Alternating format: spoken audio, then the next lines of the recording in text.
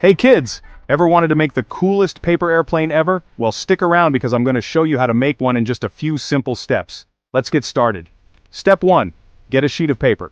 Okay, first things first, grab a standard 8.5 x 11 inch sheet of paper. Any kind will do, but thinner paper works best for flying. Ready? Let's move on. Step 2.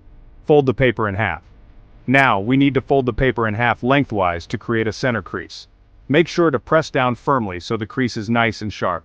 Then, unfold it back to its original position. Step 3. Fold the top corners. Next, take the top left corner and fold it down toward the center crease. Do the same with the top right corner. You should have a nice point at the top now. Step 4. Fold down the triangle. Now fold that top triangle downward so the point meets the bottom edge of the previous folds. Easy peasy, right?